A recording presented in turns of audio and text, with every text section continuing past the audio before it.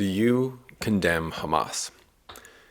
Some people think that this question is silly or a selective game that is being played by Western media, rigged from the start. Some suggest that simply refusing to say yes in response to it is a mistake, which results in derailing the following conversation into some frustrating rabbit hole. Or even worse, it reveals that the respondent who refuses to say yes ought to be dismissed and cast aside as an enemy or deranged, morally compromised person. Some think the question should be ignored and the questioner's motivation for even asking it should be challenged. I disagree. I actually think answering this question with a very careful, deep, philosophical, and honest response is precisely the conversation that needs to be had now. So, do I condemn Hamas? Here is how I would answer. The word condemn is very strange. It's a word we use when we sentence someone to death, when a person's fate of execution is sealed as irreversible, irredeemable, and final. No more appeals. People sitting on death row, for example, are condemned, as are prisoners of war who have had de facto death penalty judgments passed upon them. The word condemn borders on the religious notion of condemnation, which is the state of being damned. The words are related, of course. Being damned means that one is destined for hell by God's judgment due to some action or orientation which is apparently beyond all possible paths of divine salvation. So, do I condemn Hamas? Meaning, do I consider Hamas irredeemable and destined to death by whatever means that sentence is carried out? Well, Hamas, just like Israel, like Palestine, like America, like the IDF, like the Likud party, like Nazism, like Zionism, are not persons. They emerge from the beliefs and behaviors of persons, of course, but those things I mentioned are organizations, nations, ideas, social structures, etc. They cannot be condemned. Only people can be condemned. I cannot hang or blindfold it in front of a firing squad or lynch it. So the question from the start is incoherent, and my technical one-word answer to the question of do you condemn Hamas, if one must have a one-word answer, is no. But don't worry, I won't sit here and pretend that I don't understand the spirit of the question, and this is where I'll begin to answer it in full and assure everyone that I'm not dodging. In fact, I'm taking it very seriously. So first, do I believe in condemnation at all? Do I think it's possible for a person to commit an act or hold a belief which crosses some moral threshold beyond a point of no return where they have forfeited access to the very opportunity of existence itself? Well, I don't know. I don't endorse the death penalty for what I think are philosophically sound and morally examined reasons. So in that sense, I suppose I don't condemn anyone, but I also won't dodge the question in this way. I do understand what is being asked of me. In my thinking about this question of condemnation, I've been spending some time thinking about victims' impact statements in courtrooms. This is the practice of allowing family members or friends or loved ones to directly address a convicted person who, for example, may have murdered their son or daughter. These happen in the United States courtrooms, and I think other countries as well, and are rather emotional and difficult to witness. They happen before the judge announces the sentence and after they have been found guilty of some awful crime. These people have been condemned either to the death penalty in some jurisdictions or life imprisonment by a jury of their peers, by society. But these victim statements are interesting because they usually reveal a deeper foundational truth about the idea of condemnation and what we humans think that ultimate punishment really is, which isn't simply death. The phrase, "may you rot in hell," certainly comes up a lot, and it obviously points to a deeper punishment than death as simply being the end of conscious experience. Or to put it another way, the "may you rot in hell" line suggests condemnation to a punishment which can't even be avoided by death. So what we really care about morally is conscious experience. Suffering is a conscious experience which is existentially painful. It's a kind of cosmic torture which can't be hidden from. Suffering goes beyond mere pain. Some of the most difficult victim statements to watch are ones directed at murderers who actually appear to be unaffected by the words and streams of condemnation coming at them.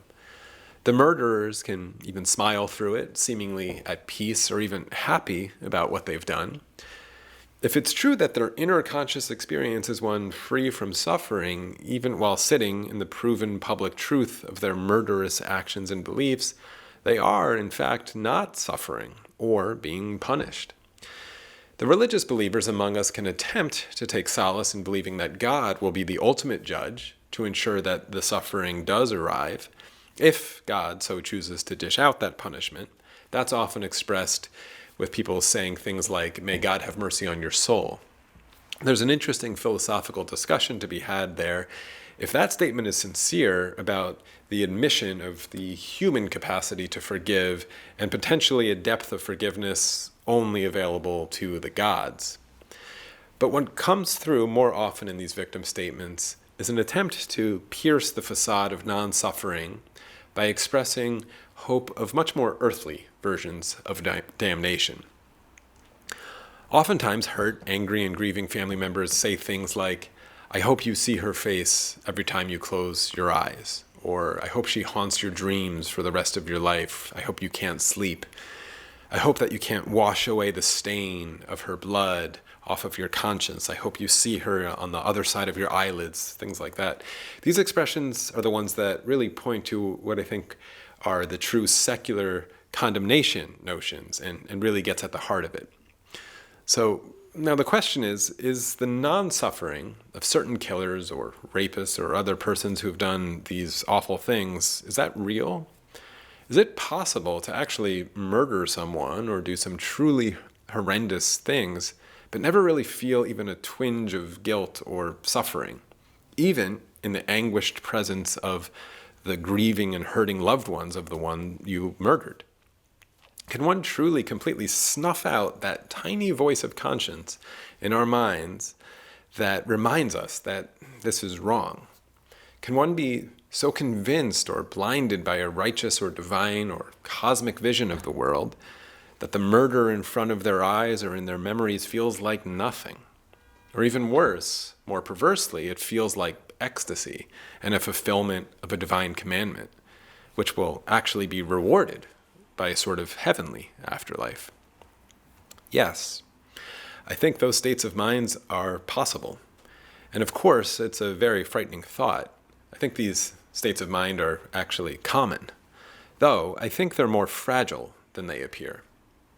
I think they require a good amount of reinforcement and fervor to uphold in order to drown out that small voice of conscience, which might still be whispering even in the cauldron of anger, sadness, hatred, all mixed with religious and political mythologies and justifications.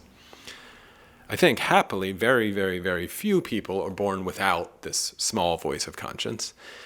As has been pointed out many times before, the people who make up these violent political groups that we're being asked to condemn are not, by and large, clusters of genetically defective psychopaths who have been taking pleasure in killing animals since they were 4 years old or something. They aren't born into these mental states. Even if some of us are unlucky to be born into societies and situations where these mental states are normalized to a degree. Even in those situations, the children must be pushed to these places with significant, persistent effort. So that means humans get to these mental states. They get to these places. And the arrival at these mental states is truly what it means to be condemned. When one has reached these mental states, there are really only two possibilities to explain how they got there. One is that the person in question has strangled the voice of conscience and goodness within them to death, which leaves only an inhumane shell of actions and ideological justifications, which might even produce an inner conscious experience in a form of ecstasy, excitement, or purpose. But it's an alienated conscious experience from what I would point to as a kind of sacred human potential in a purely secular humanist framework. I don't doubt that these people would absolutely report to you a kind of elation and divine confidence and even peace if you happen to survey them even in the middle of the moments of their violence. But this is a fully alienated human, one who has departed from the secularly sacred opportunity of human engagement with moral universe creation. So this abandoning of the moral human potential is, in my view, one form of self-condemnation. Or the other possibility is that he has not really fully smothered that small voice of conscience, and it will in fact haunt his dreams and destroy any attempt to mentally escape the torture of what he has become. This often leads to suicide, of course, or other desperate attempts of escape with the aid of substances, ideological worship, which can be fully secular in nature and political, or any number of destructive manifestations. It's no surprise to me that so many of the missions by the aforementioned groups of people are suicide missions. This solves many of the problems in the saddest way possible. So this is really what it means to be condemnable, being fully alienated, which is a kind of self-dehumanization, or being sentenced to be forever haunted by the inescapable knowledge of your own moral collapse. And in this sense, many people who claim allegiance to Hamas fit the description of the condemned. Do I condemn people who kill and maim and do such awful things? Or even the people who are so deep in those mental states that I just described that I have no doubt that they intend to do those things? Sure. I think it's fairly meaningless for me to say that I condemn them. I think they are condemned to either sustain an alienated and inhumane form, to escape the knowledge of their moral forfeit, or condemned to be tortured by it to the point of suicide or perpetual anguish. I want a world where people are not reaching these states. I hope we all do. We want a world where none are condemned. And of course, I'm echoing religious language here in desiring a world where we are saved and not damned. But here's the difference between condemned and damned in the secular versus religious versions of these concepts. Children are not condemnable. Babies, of course, are not condemnable at all. As the late philosopher Daniel Dennett argued, they do not yet have the kind of evolved will which grants them entry into the moral agents club. But there does seem to be some age or point of maturation or societal situation where we decide that humans are capable of this type of responsibility to self and society. The legal line shifts a bit between various cultures, but somewhere in the late teens seems to be about right to start discussing things like condemning people to death or permanent societal quarantines, otherwise known as prison sentences. So to make this point, I want to play for you a clip of a boy in Palestine, which was taken in these last 6 months. His name is Nemr. He's 12 years old. He's sitting on a chair in a hospital. He had just come out of surgery for several parts of his body after surviving a gunshot wound and several other injuries. He had been detained and beaten up by IDF soldiers, and he was out collecting vegetables for his siblings when he was taken. I'll just play the first 25 seconds here, and then I'll translate the Arabic for those who are just listening to the audio of this podcast. بدي أرد إياها زي ما خبطني إياها، بستنى أكبر عشان أصير مجاهد. ولما لما أكبر هيك أخبط على راسه زي ما خبطني وخبط على راسي، هيك أخبط له على راسه أدعسه زي هيك، أدعس على راسه زي ما دعس على راسي وأضخه اللي طخني إياه.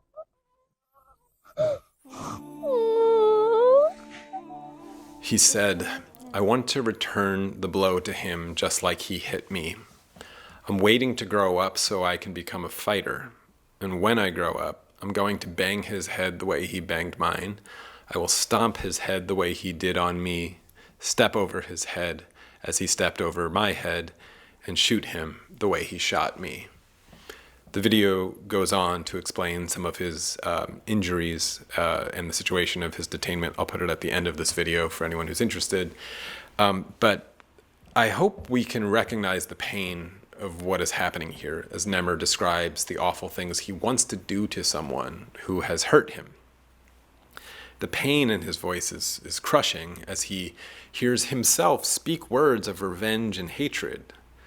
That part of him that is darkening and laying a path for his future, which he knows is tugging at him, is winning. The fighter that he sees himself becoming will obscure his face behind black wrappings and a green bandana with a religious calligraphy script on it. The outfit itself will even physically alienate him from his humanity and the face that he now sees in the mirror. As I mentioned before, this is a necessary and obvious feature of this process of becoming condemned as well. That fighter will not cry. That fighter may very well shoot and stomp and bang the head and the body of an Israeli boy or girl who will serve as an avatar and target for his pain and his righteous vengeance. That fighter that he's describing, in other words, will be condemnable. And Nemr, at 12 years old, knows that. The awful sadness and pain in his cries, which increases as he describes that fighter, reveals his knowledge and his conscience. He does not want to be condemned and condemnable. And I doubt that many of us would condemn Nemr right now for saying those things, but perhaps in 6 years, when he's 18 and his now lovely face is wrapped in a black ski mask and he has his gun sights fixed on human targets, what are we to do? Are we forced to say that we condemn him or he's been condemned and thus we endorse his elimination? I don't know. So I think our task is to save Nemr from condemnation. We have to save each other here on earth. This is my stance as a secular humanist. So I say all these words in that framework. Save him from joining the ranks of the condemned and yourself, which, yes, includes many persons who claim allegiance to Hamas. And I hope it's clear by now that there are, unfortunately, many humans claiming allegiance to many political or religious ideologies whom have crossed well over into the realm of the condemnable. But none of this, literally none of this, ought to delegitimize the sense of injustice and indignity which plants the seeds of violence in the Palestinian cause. Just like the cause of slave rebellions, which witnessed blacks armed with machetes perform condemnable acts cloaked in religious righteousness and divine ecstasy. Or just like the Lakota Native Americans fighting the indignities, broken treaties, and oppression at the hands of white settlers in a young American republic which was entranced by manifest destiny in the land of what is now called Minnesota. Just like even ancient Jews themselves, participating in the Bar Kokhba revolts in the years 132 to 136 against the Romans who were oppressing Jews in what was called Jerusalem and was soon to be renamed Aelia Capitolonia by Emperor Hadrian.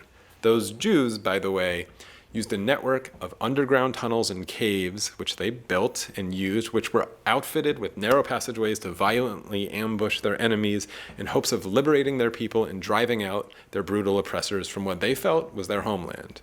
Sound familiar? All of these groups and affiliations were made up of people operating in the realm of the condemned, murdering, maiming, torturing, and worse, of course. The point is that it's a universal human truth to say that where there is oppression, there will be righteous resistance. And it is possible for those narratives of resistance and oppression to absolutely be warped and deformed and abused and twisted and even exaggerated to spur people to commit absolutely condemnable acts. I think we're absolutely seeing that in Palestine on both sides of that equation. And if you think that my historical comparisons were not fair because the plight of the Palestinians in the last 100 years is not on par with the injustice of African slavery or the Native American genocide or Roman repression of Jews 2,000 years ago, then you're welcome to dive into the historical records of the Palestinians in the last 100 years. And you could watch my series for some of that analysis. But I think in particular, the analogies to trajectories of Native American tribes are really helpful here.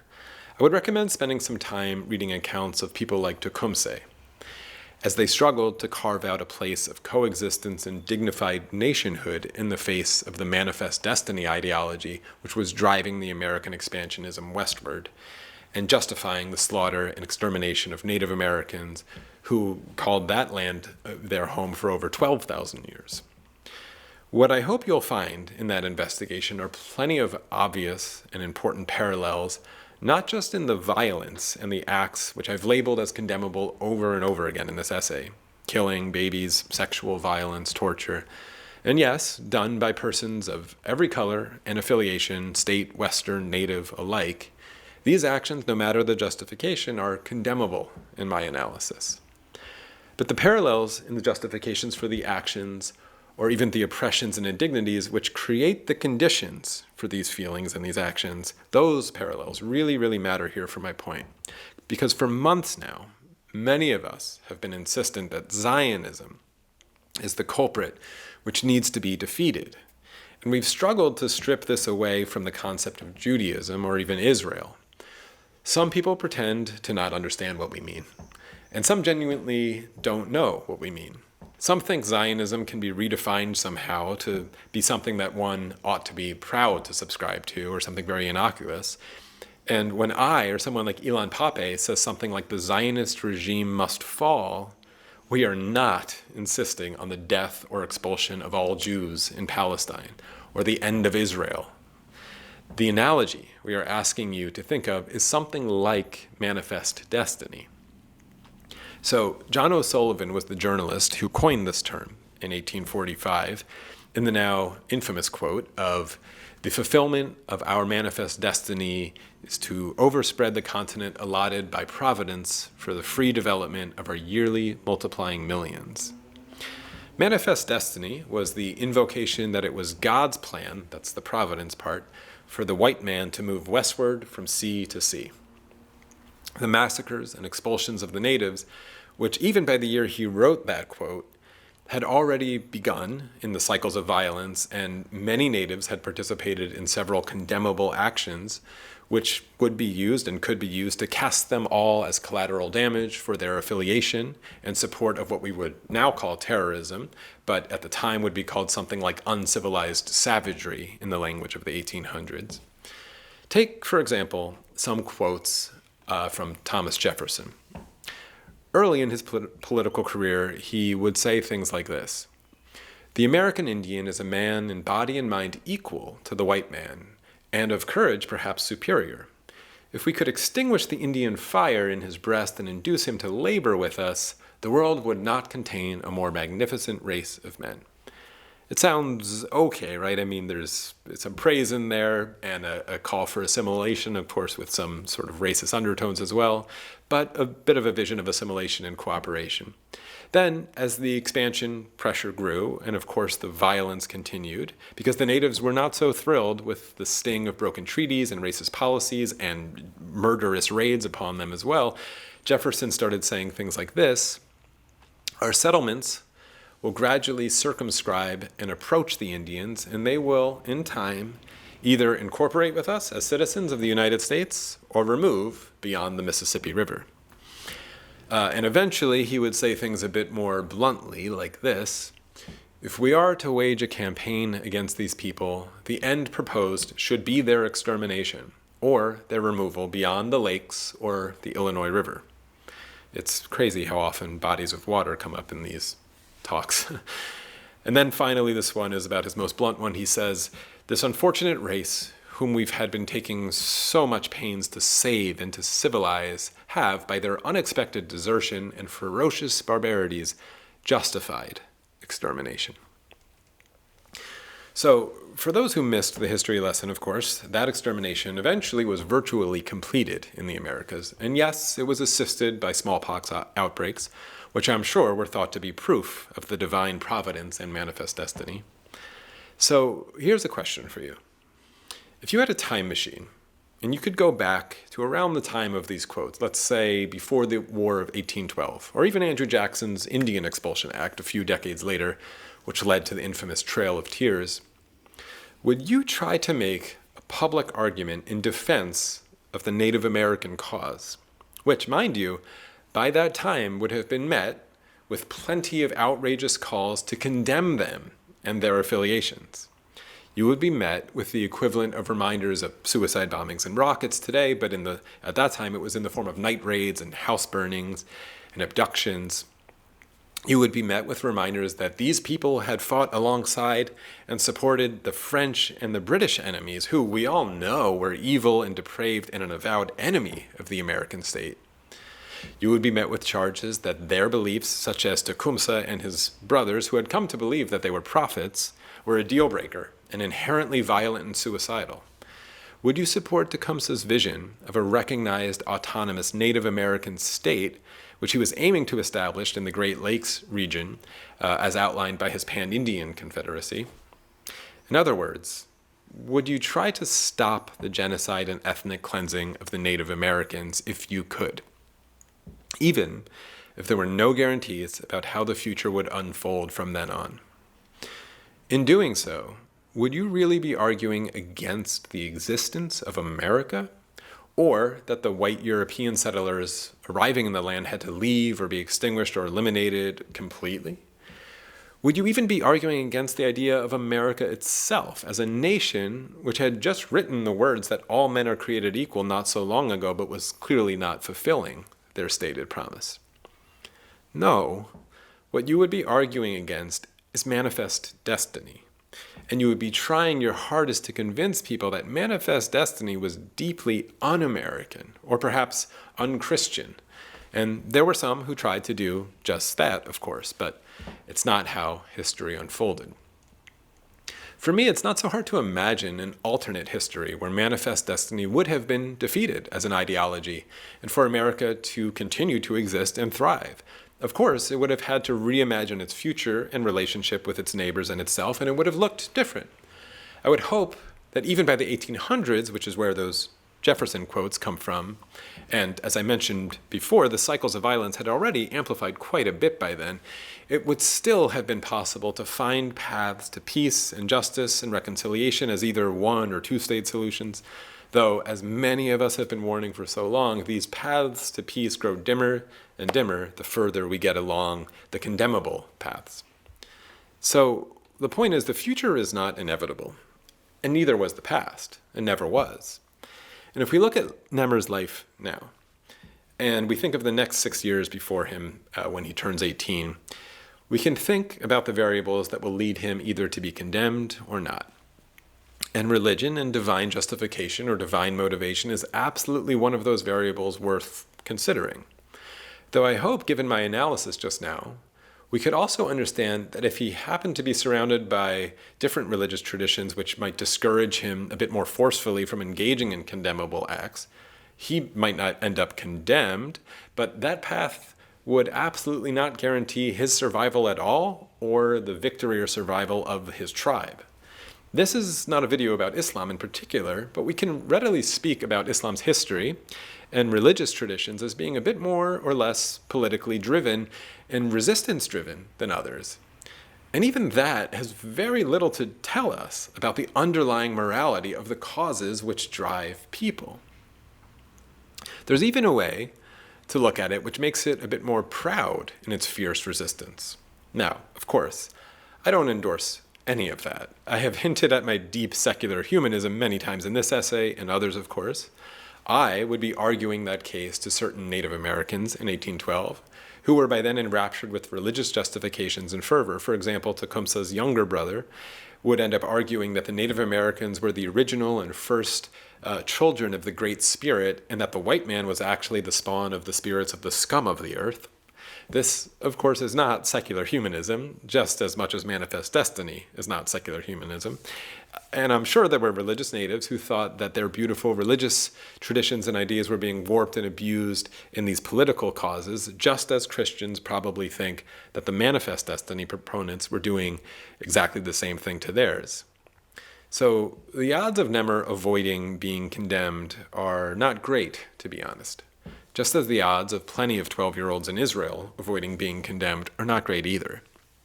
But it's our task to do everything that we can to do that, to avoid that.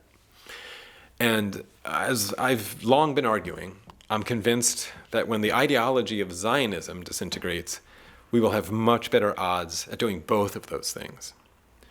The history certainly leads me to argue that this is the domino which needs to fall first, though of course, there are other dominoes in its path which I hope fall in order, which absolutely would include the actions and beliefs of many who claim allegiance to Hamas. So, okay. Since that answer was about 500 times longer than any news program would ever allow, if I was asked if I condemn Hamas to begin a conversation, I would say, If you want a single word answer, that answer is no. But if you hope to understand why I cannot say yes while still asserting that so many persons who are loyal to Hamas are condemned, then I urge you to find this video and this essay and understand why the question is so important and should simply highlight the absolute urgency to politically and ideologically defeat Zionism and end the cycles of turning children who are 12 years old into condemnable persons 6 years later. بدي أرد إياها زي ما خبطني إياها، بستنى أكبر عشان أصير مجاهد. ولما لما أكبر هيك أخبط عراسه زي ما خبطني وخبط عراسي، هيك أخبط له عراسه أدعسه زي هيك، أدعس عراسه زي ما دعس عراسي وأدخل له تخذية.